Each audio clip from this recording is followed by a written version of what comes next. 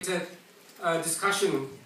My name is Shoaib Khagda. I'm the editor-in-chief of the Jakarta Globe, which is an English language newspaper in Indonesia. As most of you may know or may not know, Indonesia is the largest Muslim nation on earth. It has 240 million people, 90% of whom are Muslims. But constitutionally, it is a multi-faith society. The constitution protects the rights of all minorities. But as in a democracy, there are many factors at play. And I think if you've been following the news recently, there have been the rise of what I would call the radical right Muslim faction within society.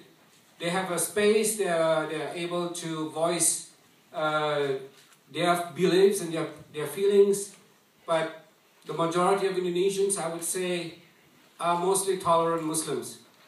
And I think that leads into today's discussion. The topic is religion outdated in the 21st century?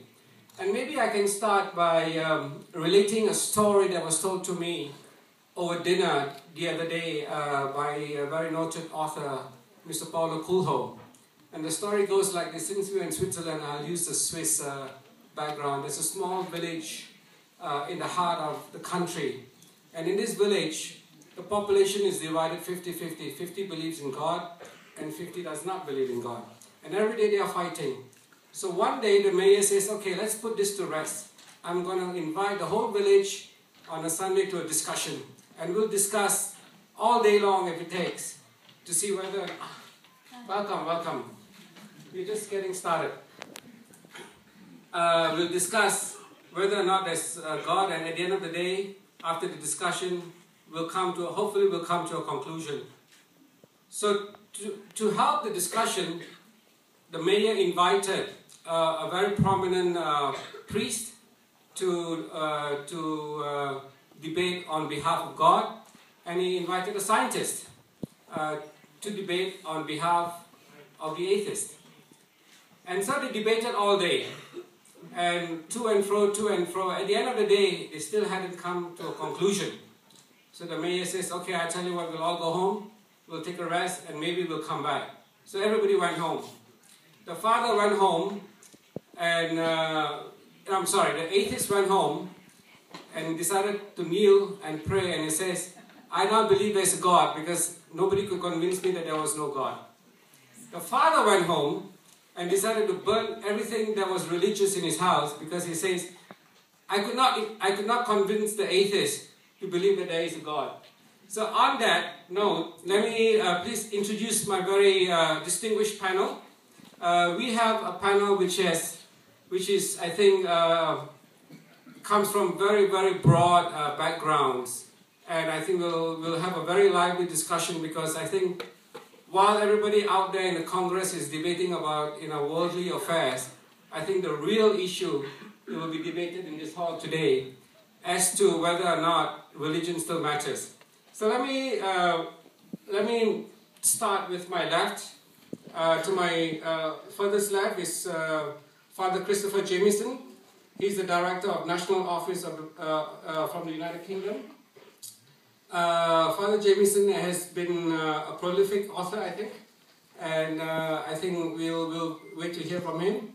Next to him is a scientist, Dr. Lawrence Cross, who's a professor and director of the Origins Project from Arizona University.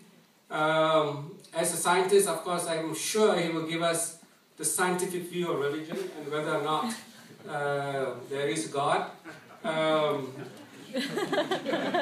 On my immediate left is a young entrepreneur, Ms. Narkis Alon, who hails from Israel. She's co-founder of Zizi, and she's a global shaper at the WEF. On my immediate right is Ms. Carol Keehan. She's President and Chief Executive Officer of the Catholic Health Association in the USA. And she is very involved in healthcare, and I think she will bring in a perspective of how religion plays a role in the healing process. On her right is Rabbi Pinchas Goldsmith. I hope I got that right. He's the chief rabbi and president of the Conference of European Rabbis and the Russian Federation.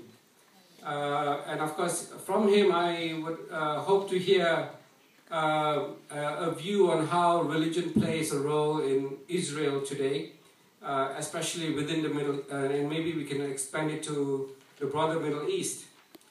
And on his right is, how do I address you, Mr. Sulak Siwar Kasam. He is the founder, director of the Satir Koses Nagaproditpa Foundation in Thailand. He has been twice nominated for the Nobel Peace Prize. He's a monk, he's an activist, and I've been just told that he's also a very disruptive patriarch. So the way we will conduct this is that I will give my panelists 3 minutes to state their case. And then we'll have a round of questions, 3 minutes each. 3 minutes each to state their case, and then we'll have a round of questions. I will use my prerogative to ask the first question, and then I will open it to the floor, and hopefully we will have a very interesting discussion.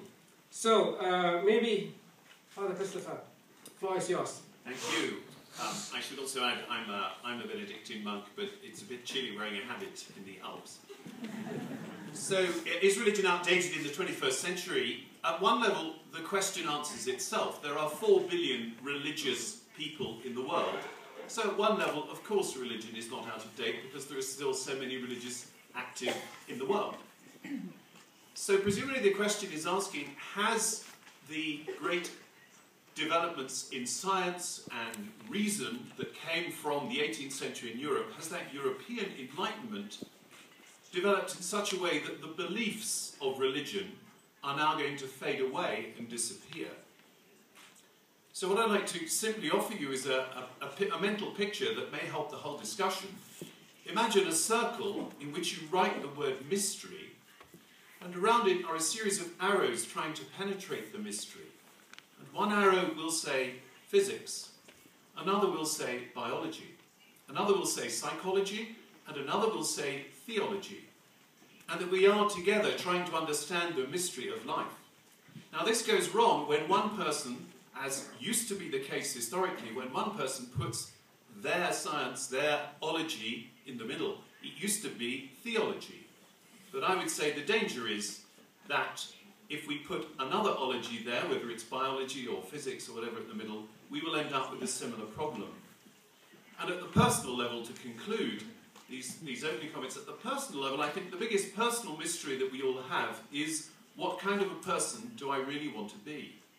We no longer inherit identities in the world. People are individuals much more now. And they have great demands in answering the question, what kind of a person do I really want to be? And I believe that alongside science and psychology, the great religious traditions of the world have a lot of wisdom to offer people, as each of us seeks to answer the question, what kind of a person do I really want to be? Thank you.